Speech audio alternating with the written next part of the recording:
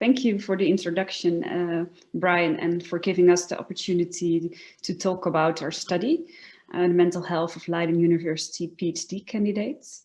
We did this study a couple of years ago, which gives us also a time to look back and also talk in this webinar about the things that developed after the publication of our report.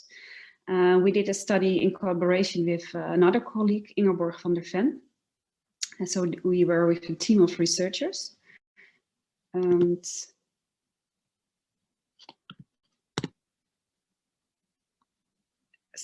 so now you can see the second slide. Could you give some confirmation, Brian, if you can see the second slide? Thank you. For this webinar, we will talk about 3 topics. First, about the study, about Leiden University, so about the report that you probably read. And then we will talk about the response of Leiden University on our publication. And then Ingeborg will talk about the international developments regarding mental health of researchers. So that will be the 3 topics for this webinar. Let's start with our study at Leiden University. We started at the end of 2016. So as what I just told you a couple of years ago, we started with this study, especially to collect systematic empirical data on the mental health of the PhD candidates in Leiden University. And it's good to mention that we did this study because we were intrinsically motivated to know more and to collect empirical data. So this study that we conducted at Leiden University is not paid by the ministry, for instance, or another research funder. It's also not commissioned by an organization. So we were really independent researchers and wanted to do an academic study. And we wanted to assess the scope of the mental health problem of our PhD candidates by comparing it with the other samples or groups.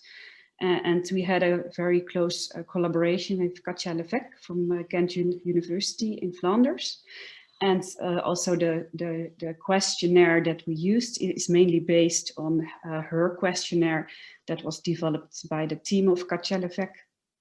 So they are all validated questions in the survey and based on the survey of the junior researchers at Flanders. And we just adjusted a little bit the wording of some questions to suit it to the Dutch context.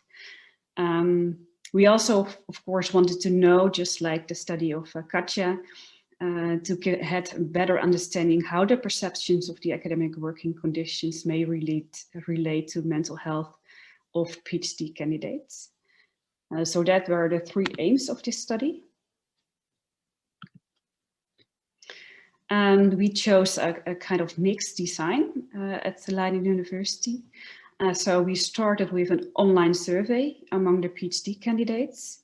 And then after the online survey in 2016, we conducted semi-structured interviews with 12 PhD candidates. And we did that in 2017.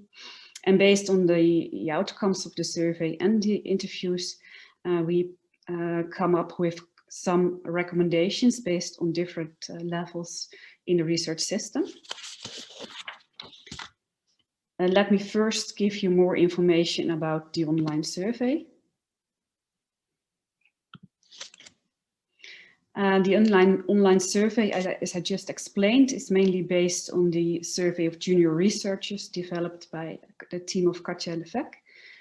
It consists of multiple topics, for instance, the PhD contract, the tasks that are performed by the PhD candidates, the experienced amount of autonomy in the PhD projects, some questions regarding supervision and the satisfaction with the supervisory team, and some questions regarding future career development of the PhD candidates. Another bench of questions regards to the workload that is experienced by the PhD candidates, the work-life balance, and of course the mental health questions. And I will come back to that in a new slide. So as I just explained, it was a close collaboration with the ECOM team in Belgium, with the survey of junior researchers. I was also there in the summer of 2016, a couple of days in Ghent University, to directly collaborate with the team of Katja.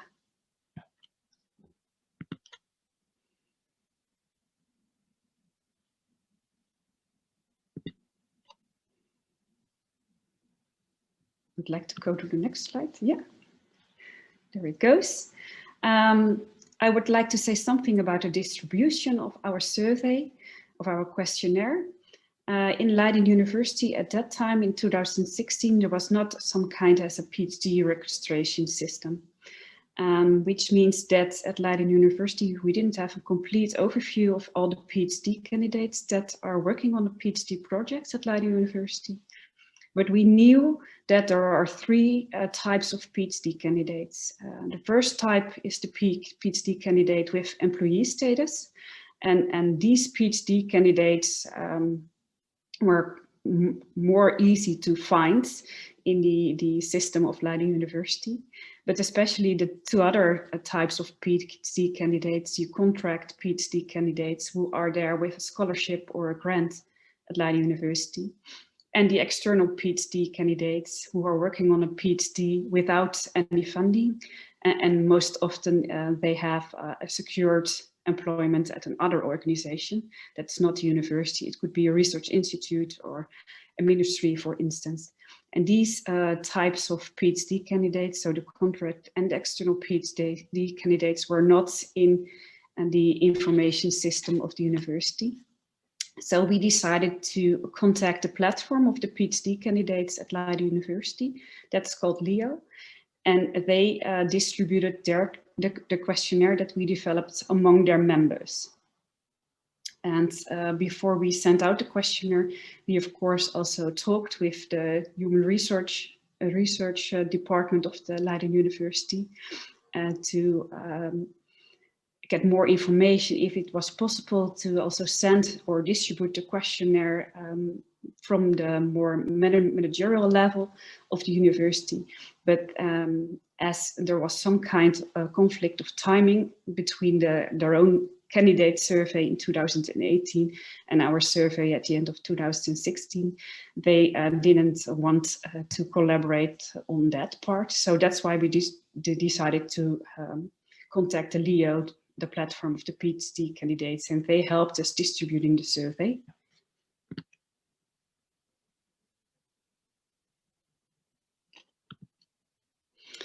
In the end, we had a response of 283 respondents, so 283 PhD candidates.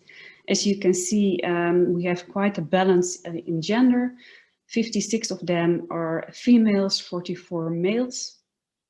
And 60% of the PhD candidates have the Dutch nationality, and 40% are non-Dutch PhD candidates.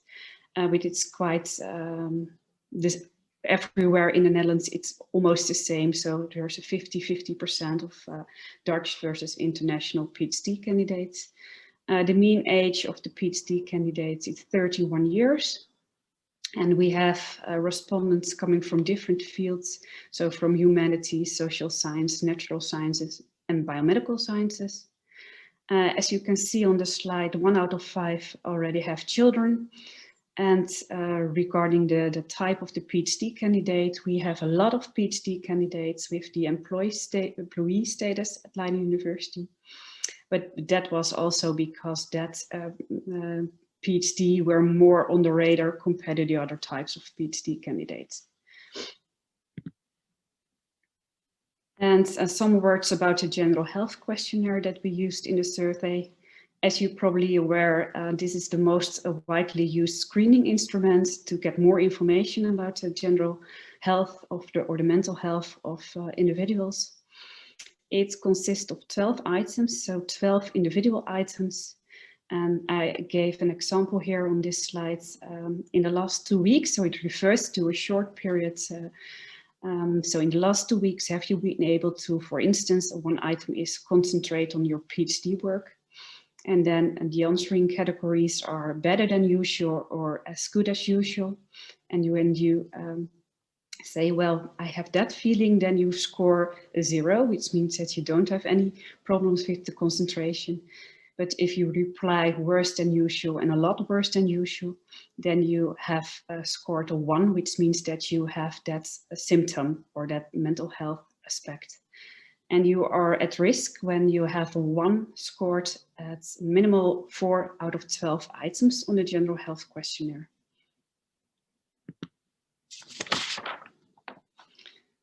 Then I wanted to show some results of the individual symptoms. And try to get the next slide. Yeah, there it is. The mental health symptom that scores the highest is the feeling that PhD candidates have that they are under constant strain or stress, and almost 50% have that feeling.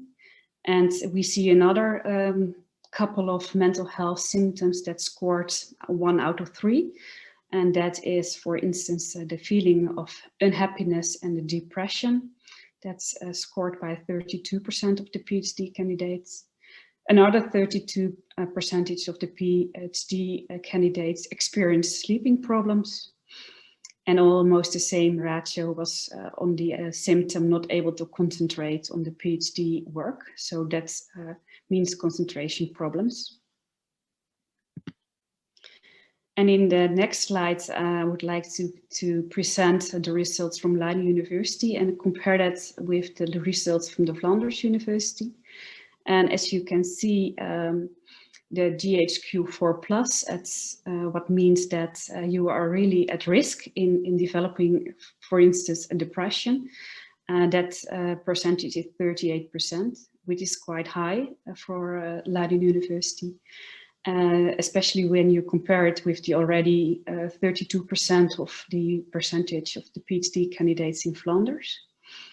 As you can see, there are a lot of similarities with the individual items and the percentages, but you also can see some differences. For instance, when we go to the 4th item, not able to concentrate on PhD work, you see the score of 31% at Leiden University, but almost 10% lower in the Flanders universities.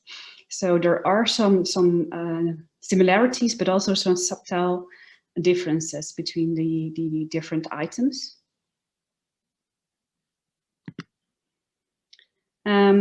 Then we also search for kind of risk factors, and we did some regression analysis and some comparison of different groups. And I wanted to present some highlights about the risk factors. For instance, the problems that PhD candidates experience in dealing with work pressure. And so it doesn't mean that that work pressure or workload is problematic, but as soon as you perceive it like that you have been getting into trouble with having all that different tasks and different balls that you have to put in the air, then you are having the risk of developing problems. And for instance, with the interviews, we can see that this could arise when you have a couple of tasks that you have to do during the PhD, but you didn't get any rewards or recognition for that, or any time, for instance, it's not offset in other ways, as one of the respondents told us.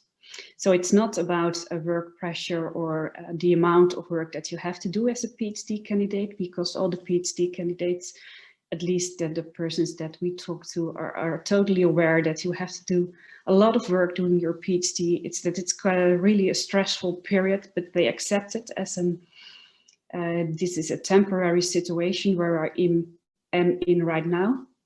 But this is dealing with the work pressure and the problems that are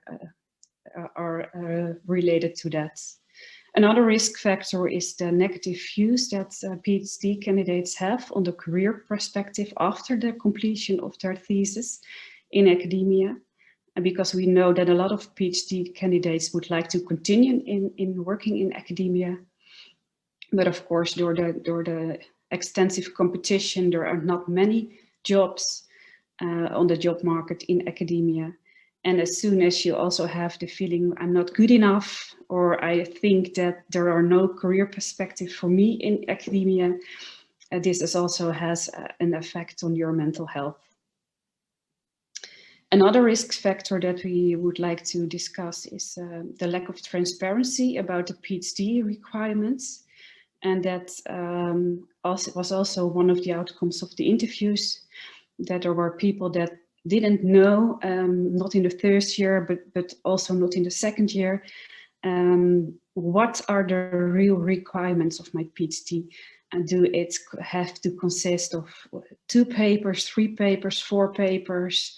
What will be a good journal to publish my work as a part of my PhD?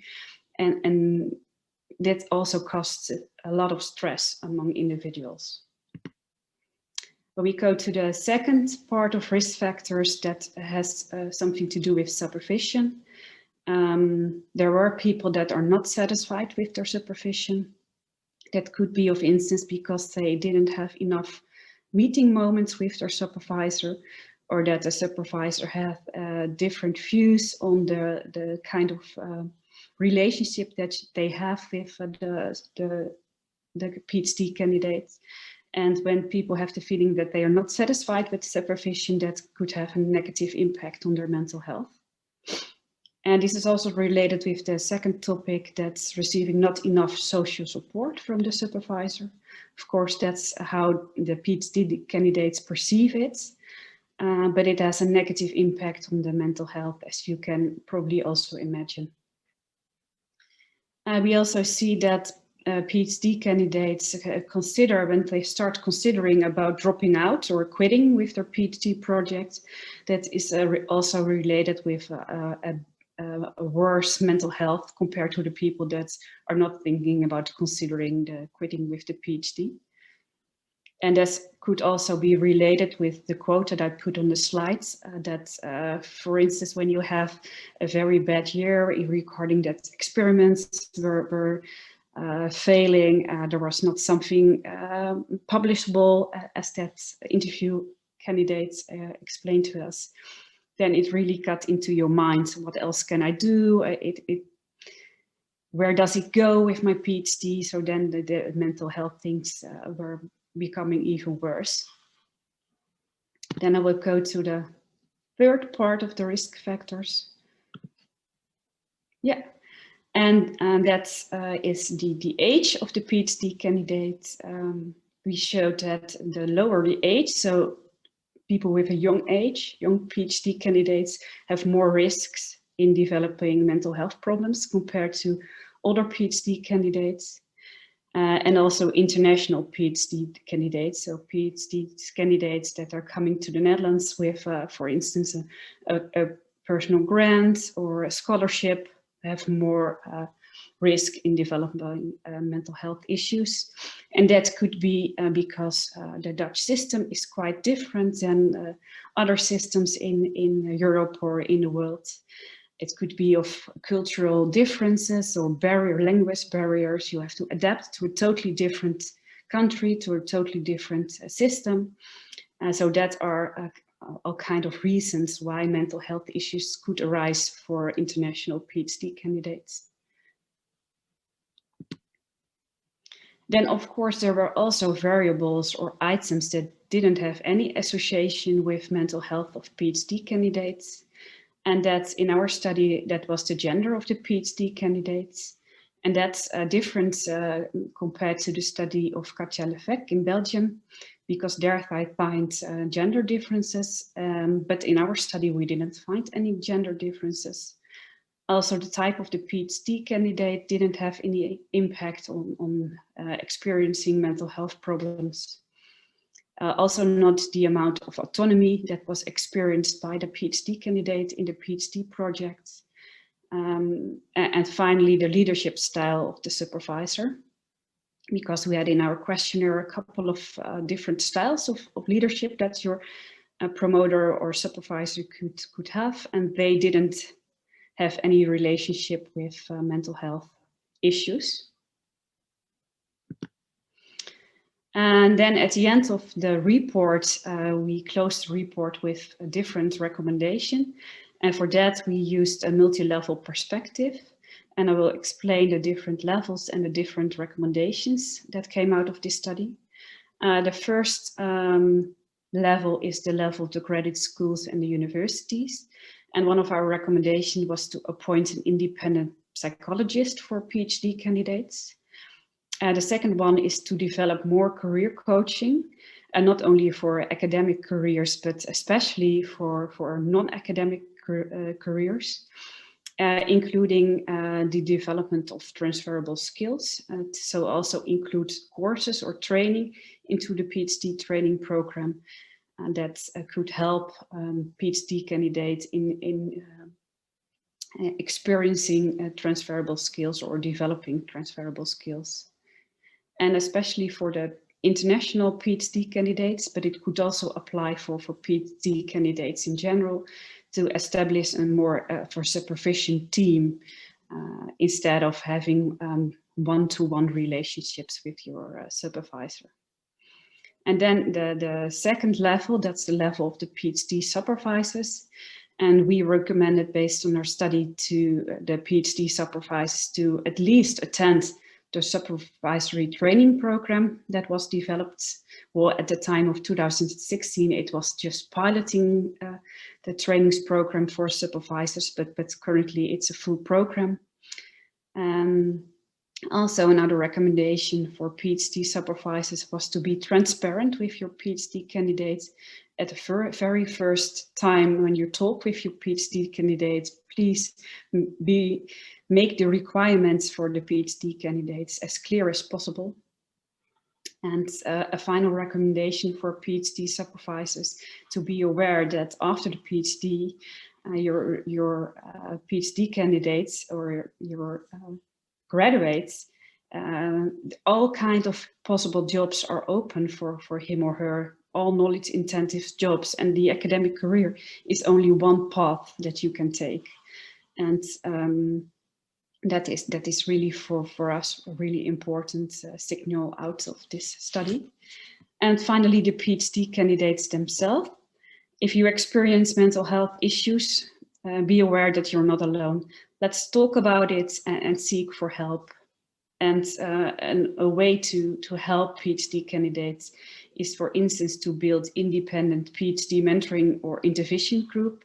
And you can think about peer groups, that you also have a space and opportunity to have talks with your peer PhD candidates to talk about this. And in order to decrease the career stress, especially in the academic environment, start thinking of life after your PhD in quite an early phase in your PhD project. So that were the recommendations from our study. And of course, we were very interested to the response of the University of Leiden, and also the impact that the study and the empirical data have on the other universities in the Netherlands, and also the whole academic environment in the Netherlands. And I can try to say something about that. And I will start with the Leiden University response. And I used 3 examples to explain what happened between 2017 and 2021. And the first topic is the training program for PhDs. The training program has changed a lot. And as you can see now, we have different training modules and training programs for PhD. It starts now with an introduction meeting for all new PhD candidates. And there they also explain about possible mental health issues that you could experience. We started in the end of 2020 with a training mindfulness for PhD candidates. And there will be a pilot for a training on resilience at the end of 2021. And there was also some changes in the training program for supervisors.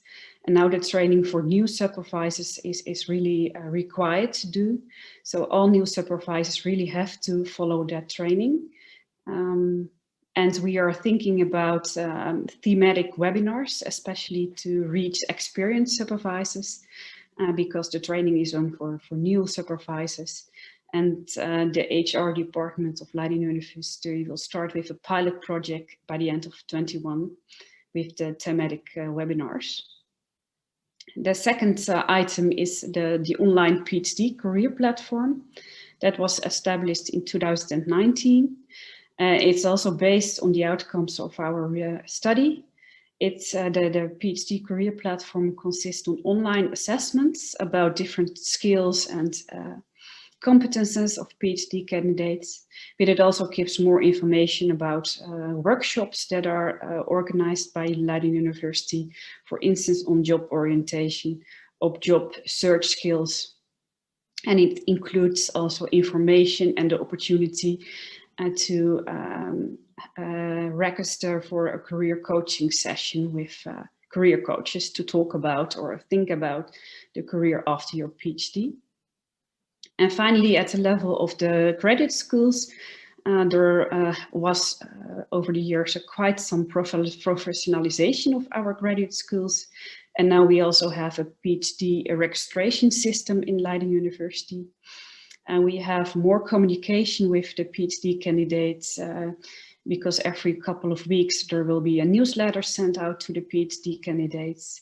Every year or every 1.5 years, the graduate schools organize career days in which they also involve the alumni PhDs from the same faculty or the same university to get in touch with the PhD candidates. Recently, the graduate schools developed the brochure Mental Fitness. And in that brochure, there are also links to the PhD support that you can get at Leiden University. And finally, in 2019, the end of 2019, at the department, each department level, there will be some people from the staff will be appointed as a kind of PhD coordinator. And that PhD coordinator also have annual talks with the PhD candidates, not to talk about the content of the PhD project, but especially about the process. And it also gives the PhD candidates some space and opportunity to give feedback on the supervision that they perceived. So it's really an additional system next to the PhD supervisors, that you also have the PhD coordinator. So that were the Leiden University responses. And there were also some other responses by different universities in the Netherlands. In 2018, the University of Groningen, which is in the north of the Netherlands, conducted a well-being survey among their PhD candidates. And that is also published online. I put a link in the slide. And 2 years later, that was last year, representing the interest of the PhD candidates in the Netherlands, that's called the PNN, did a PhD survey among their members and wrote a report, Well-being. I also put that link in the slide. And finally, in 2001, so this spring, there will be a pilot that will be a Dutch PhD experience survey. And that means that for each university in the Netherlands, there will be some questions in a questionnaire that are used by the same universities. So for the first time, there will be a common set of questions that are asked to all PhD candidates in different universities in the Netherlands. So that's really a step forward. And now I will give over the floor to Ingeborg, and she will talk about the international developments.